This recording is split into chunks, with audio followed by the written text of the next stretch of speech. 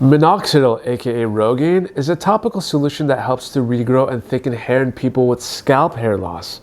But minoxidil seems to work for more than just the scalp. It can also help you grow a thicker and fuller beard too. Today I wanted to investigate it.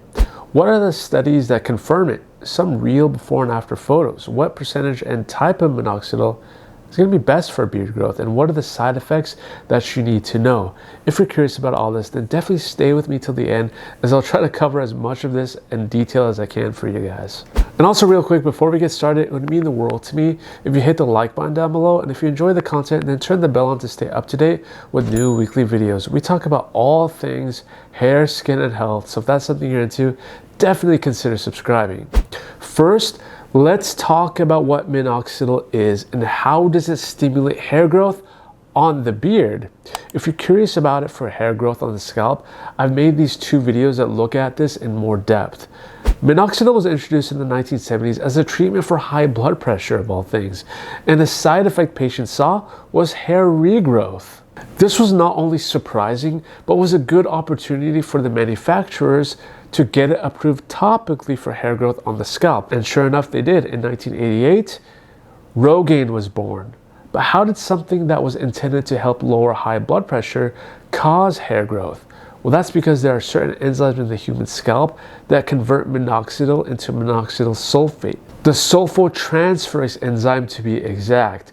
Once your scalp makes minoxidil sulfate, there are about three things that start to happen. One, you get dilation of blood vessels for increased blood flow around the hair follicles, which is great because more blood flow equals more nutrients for the hair. Two, you shorten the telogen phase and extend the anagen phase of the hair growth cycle, which is going to be great for growth. And three, you reverse hair follicle miniaturization, which is when your hair follicles shrink in size, making it harder for them to grow. And that's what we're ultimately trying to reverse. But we all know that this happens on the scalp. But what about on the face? Well, in the Journal of Dermatology, we have a randomized double-masked placebo-controlled study which showcased minoxidil's ability to enhance facial hair count in a cohort of 48 men aged 20 to 60. Application of half an ml of 3% minoxidil liquid solution twice daily led to a statistically significant increase in hair count within the 16-week trial, which I thought was awesome. But what about some before and afters from the literature? I'm curious to see those. In this paper titled Facial Hair Enhancement with Minoxidil, an off-label use, you can see that it compared twins, both with no existing medical conditions, right? The letter A represents the twin who used minoxidil 5% foam on their face, and the letter B represents the other brother who did not use any minoxidil on their face. And as you can see, a greater hair count and density in both the beard and mustache areas, which is awesome to see actually. And in terms of how long it took, at 1 month mark, they noticed new hair. At 2 months, the hairs got more dense, and at 3 months, the hair started to shed, which is normal, right? And after the shedding took place, the twin that used the minoxidil reported the hair continuing to advance gradually. Now, topical minoxidil comes in two forms. You got liquid solution and a foam. It also comes in different concentrations, anywhere from 1 to 15%, but the two that are most common are 2 and 5%. A lot of people prefer the foam because it dries more rapidly and is less messy, because you want to make sure you don't drop any on the forearms or chest or near the eyes, as it will grow hair in those areas that you don't want. And as there actually have been cases of women reporting new chest hair growth with it, so keep that in mind. Here's an online report of 1.5 years of consistent 5% minoxidil foam use, and as you can see, his sparse patchy beard actually becomes thick and full, which is nice. He also claims to have retained his beard 10 months after stopping minoxidil use. Because the big question is, what happens when you stop, right?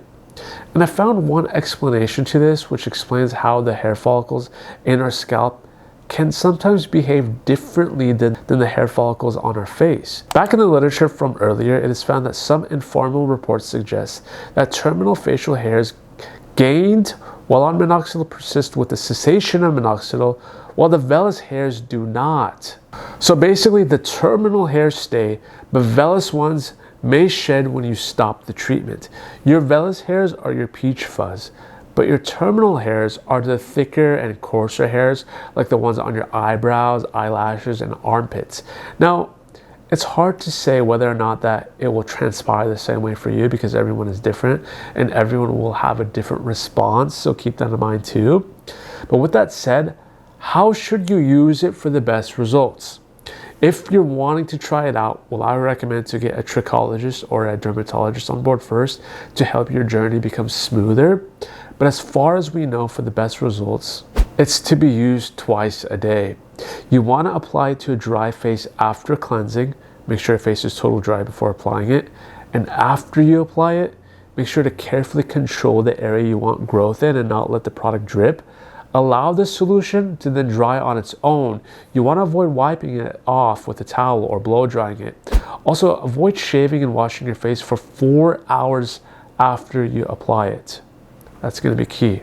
Now, I know I'm probably going to get asked, how come it didn't work when I used it in the past for my beard?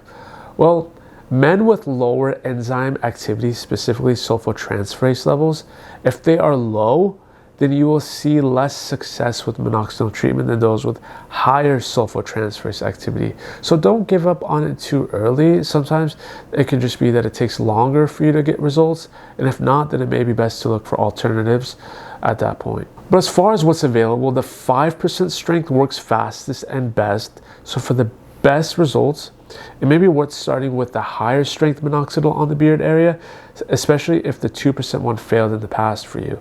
Some combine it actually with tretinoin and dermastamping, which is said to increase minoxidil absorption. And as far as the side effects go for the beard, the most common ones are itchiness on the face, dryness and redness, headache for some folks, and for some individuals, even a rapid heart rate, which, by the way, you should report that with your doctor if you have a history of cardiovascular conditions. But I'm more curious to actually hear from you guys. Have you tried minoxidil before? What was your experience like with it? Leave me your comments down below. And if you found value in this video, hit the subscribe button, guys. And I'll see you on the next one.